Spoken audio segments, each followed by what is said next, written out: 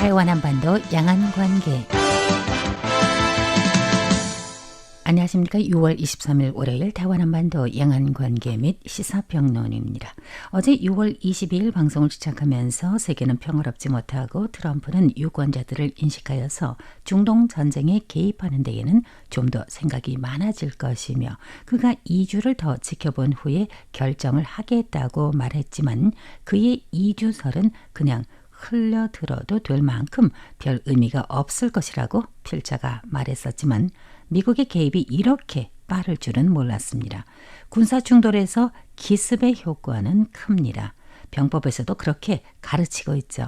하지만 21세기 민주주의 국가 원수이자 전 세계 최고의 지도자라고 여겨지는 슈퍼파워를 가진 사람의 말이 그렇게도 믿지 못할 정도이니 필자는 뭘 어떻게 표현을 해야 할지 한국어가 짧아서도 그렇겠지만 여하튼 마땅한 문장으로 표현하지 못하는 자신이 한심하게 여겨집니다. 오늘은 원래 지난 수요일 6월 18일 미중 갈등 및 G7 정상회의 관련 취재 내용을 가지고 분석해드릴 예정이었으나 미국의 갑작스러운 이란 핵시설 공격으로 토픽을 변경하여서 반근 착절의 중동 정세라는 주제로 프로그램을 진행하겠습니다.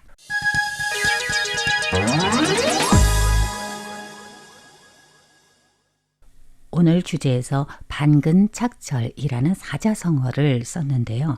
글자 그대로 나무의 뿌리가 뒤틀리고 마디가 서로 엉켜 있다는 말인데 이를 매우 복잡해서 해결하기가 어렵다는 비유적으로 쓰고 있는 말입니다. 미국이 이란의 핵시설을 폭격하면서 중동 전쟁은 미국이나 이스라엘이 생각하는 것처럼 이란이 무조건 항복할 가능성은 없다고 저는 봅니다. 이스라엘이 이란을 기습하자 이란도 맞대응을 했고 미국 동부 시간 6월 21일 밤 트럼프 대통령은 이란을 공습했습니다.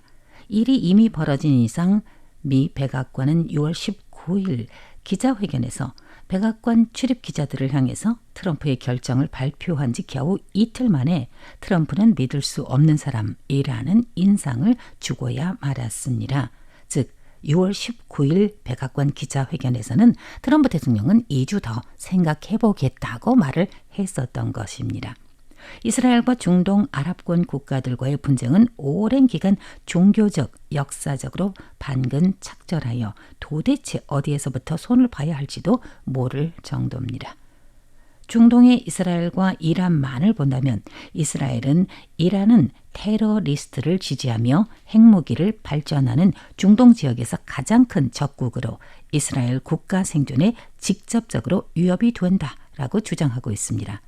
그 반면 이스라엘은 중동에 있는 미국의 식민 대리인으로 무슬림 형제를 압박하고 팔레스타인 국민 권리를 박탈했다고 지적하고 있습니다. 또한 그동안 이란의 핵과학자 암살 사건, 스톡스넷과 같은 강력 악성 컴퓨터 원 바이러스 공격 발동 등은 이스라엘의 정보전과 암살전의 하나로 의심되고 있고 이란은 레바논의 무장정파 헤즈볼라와 팔레스타인의 무장정파 하마스로 하여금 이스라엘과 단연간 교전하도록 지지하며 그동안 양국간은 대리인 전쟁, 간접적인 전쟁이 잦았었습니다. 이렇게 분쟁이 끊이지 않아서 그러는 건지 트럼프는 이란이 무조건 항복하라면서 미국은 이란 최고 지도자의 위치를 파악하였다고 위협했습니다. 그렇다면 이란의 레짐 체인지를 원하는 건지 또 그렇다면 타국의 내정을 간섭하는 건 아닌지 아니면 지구상에서 이란이라는 나라를 없애버리고 싶은 것인지 이란이라는 나라가 멸망한다면 이 세상은 진정으로 평화로워질 것인지 또 다른 이란이 생기지 않을까요? 이스라엘과 이란의 전쟁이 아주 작은 국지전이라고는 생각하지 않습니다. 심지어 세계 경제에 미치게 될 영향도 크다고 봅니다. 미국의 이란 핵시설 공격이 있은 후 독일 총리 프리드리히 메르츠는 테헤란 당국의 지도부는 지난주부터 연일 이스라엘의 공격을 받아서 본래의 실력을 회복하기에는 어려울 것으로 본다며 이란의 미래는 불확실해졌다고 발표를 했고 프랑스 대통령 에마누엘 마크롱은 민간인들이 보호돼야 한다며 담판을 재개해야 마땅하다고 말했습니다. 이번엔 중국에서도 발표가 있었습니다. 국가주석 시진핑은 중국은 타국의 주권 안전 침범을 반대하며 타국 영토의 완전성 침범을 반대한다고 밝혔습니다. 그는 군사 충돌은 문제를 해결하는 방법이 아니라며 지역 정세 긴장 고조는 국제사회 공동 이익에 부합하지 않는다고 말했습니다. 타이완은 아직까지 정부 차원의 공식 발표는 없습니다.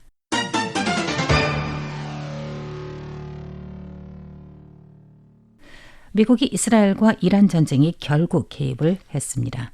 미군은 B-2 폭격기를 이용해 6기의 벙커버스터로 이란의 지하 핵시설이 있는 포르도 핵시설을 겨냥해 공습을 했고 미 잠수함에서 30발의 토마호크 미사일로 나탄즈, 이스파한 핵시설 등 총 3곳을 공습했다는 소식을 보며 혹시 미국이 언젠가 북한 핵시설에 대해서도 그렇게 하지 않을까? 아니면 전략적으로 필요한 국가 또는 제일 만만해 보이는 국가 또는 동맹국들이 옆에서 도울 수 있는 국가만을 골라서 이를 타격 대상으로 하지는 않을까라는 여러 가지 생각을 들게 합니다. 핵시설 공격이 있었고 이란이 핵 보유 국가라고는 하나 다소 안도할 수 있는 점은 이번 미군의 핵시설 타격에서 방사능이 유출됐다는 정보는 알려지지 않고 있습니다. 러시아 우크라이나 전쟁은 아직까지도 종식되지 않았습니다. 이에 더해서 이스라엘의 하마스 섬멸을 명목으로 하는 팔레스타인 가자지구가 연옥을 방불케 한 상황 아래서 이제는 이스라엘 이란 전쟁에 미국이 개입하며 확전을 불러올 것 같은 불안감을 더하고 있습니다. 우리가 멀어서 불구경만 할 형편인가요? 어제 방송에서도 이란이 호르무즈 해협을 봉쇄하면은 여러 국가의 에너지 수입에 타격을 입히게 될 것이라고 언급을 했는데 이게 기정사실이 돼버렸습니다.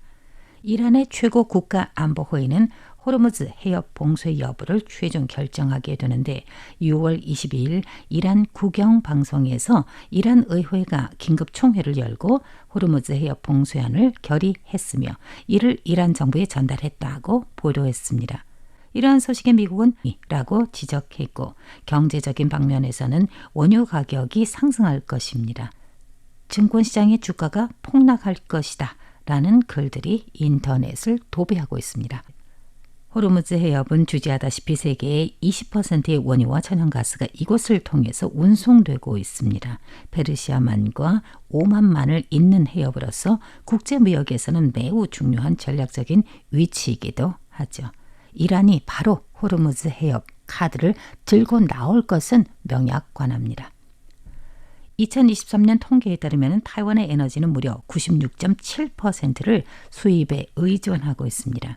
자체적으로 생산할 수 있는 에너지는 겨우 3.3%에 불과하다는 것인데 중동 전쟁이 또 한 차례의 오일 쇼크를 가져올지는 모르지만 여하튼 이러한 상황 아래서 타이완은 무엇을 할 수 있을까요? 정부 당국이 최우선으로 고민해야 할 과제라고 생각을 합니다. 만약 유가 파동 또는 인플레이션이 덮치면 우리의 경제에 충격을 가하는 건 안 봐도 잘 알 수 있겠죠. 걱정이 안 될 수가 없습니다.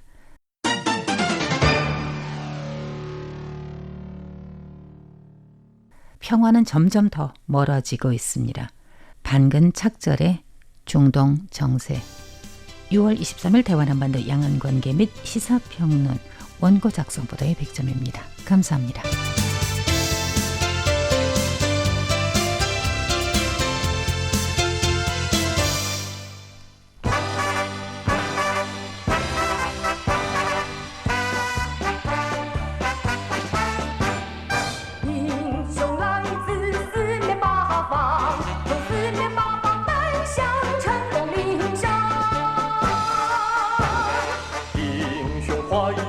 冲到理想，为冲到理想集合在成功岭上，坚定信念，认清方向，国家希望我们担当，热情洋溢，生产力飞扬，